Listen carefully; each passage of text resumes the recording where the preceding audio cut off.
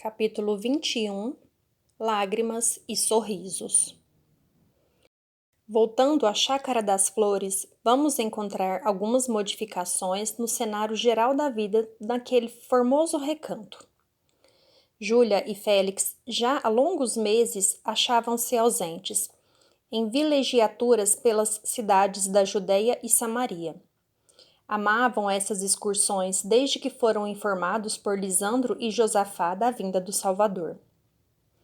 A matrona e o esposo puseram-se a caminho à procura do infante, que devia estar lá pelas zonas do norte, segundo deduções de Josafá. Lisandro mantinha-se em discreta reserva sobre tais possibilidades, mas afirmava que o Altíssimo colocaria o Salvador mais dia, menos dia, no caminho de todos.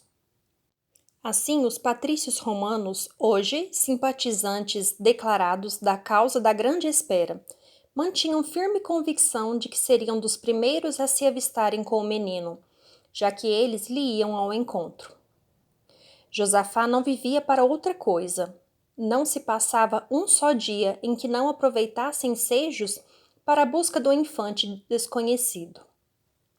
Ruth e Mira tornaram-se as servidoras da confiança irrestrita de Júlia.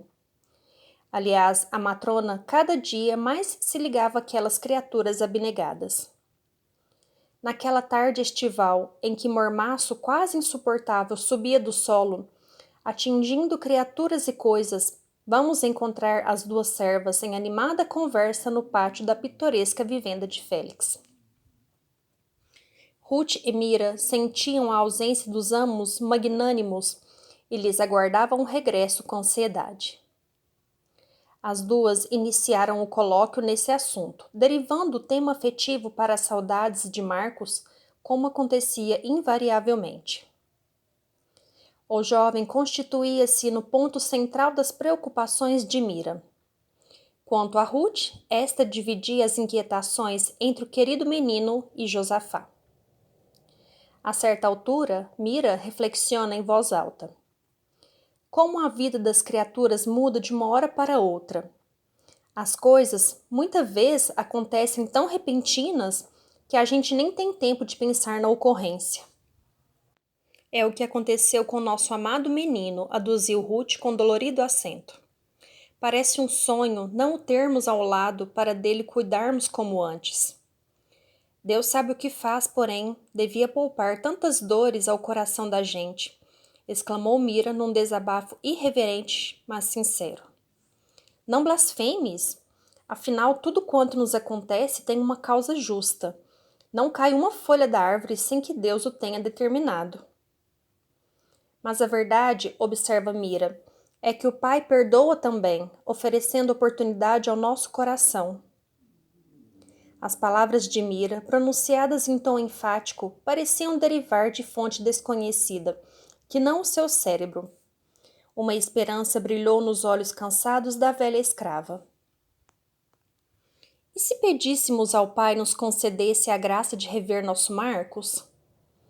Bom pensamento tiveste agora, Mira, concordou Ruth com entusiasmo. Oremos então, suplicando da divina misericórdia, balsamize nossas aflições com o perfume do reencontro com o nosso amado menino, disse Mira.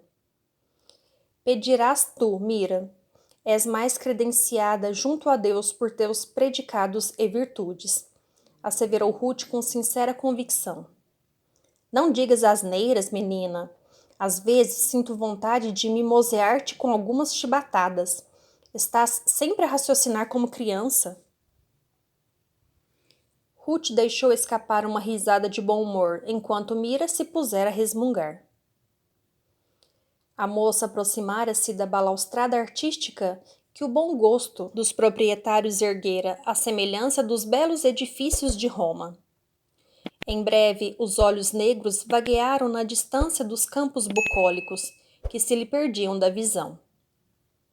Como seria bom se uma surpresa maravilhosa brotasse daqueles ermos na figura de um cavaleiro marcado pelo sol dos caminhos.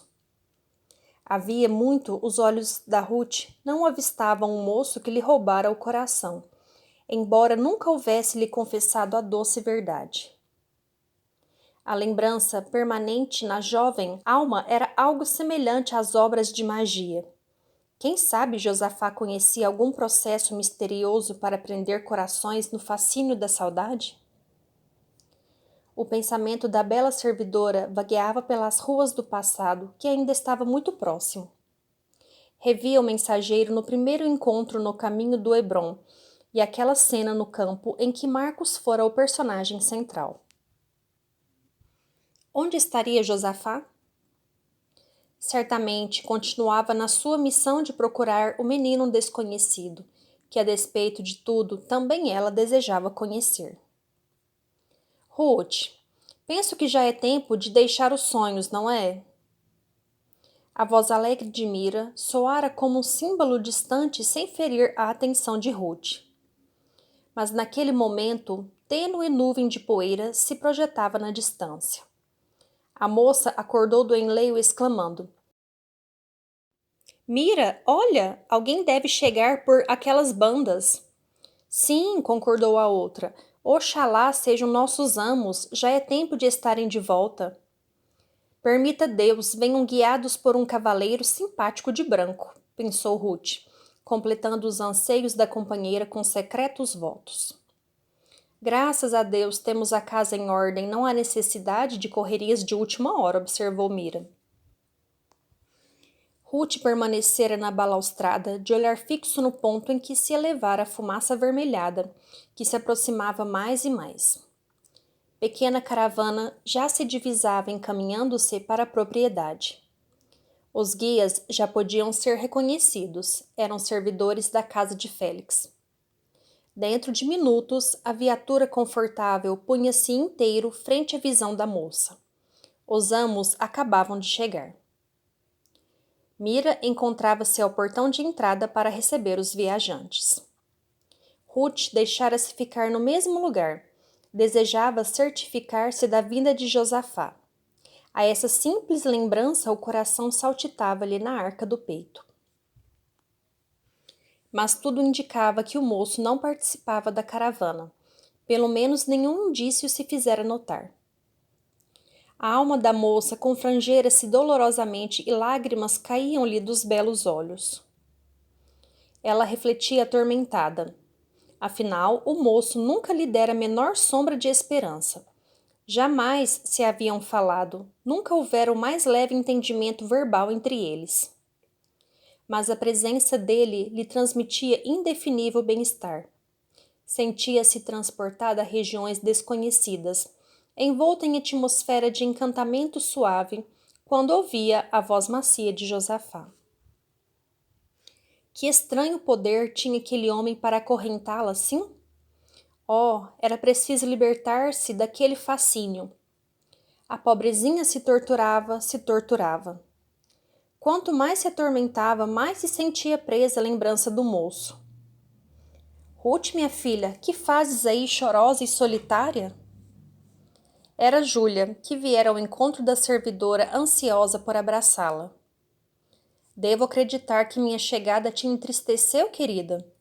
Continuou a matrona, atraindo a jovem no amplexo fraterno.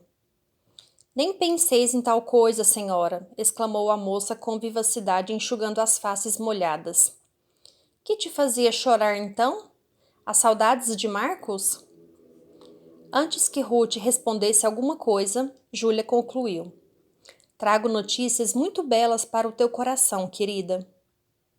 Os olhos da moça continuaram molhados, mas os lábios descerraram-se-lhe num sorriso claro, como uma flor, que despontasse por entre o orvalho da noite. As lágrimas permaneciam com a evocação de um amor sem esperanças. Mas o sorriso surgira com a esperança de alegrias inesperadas.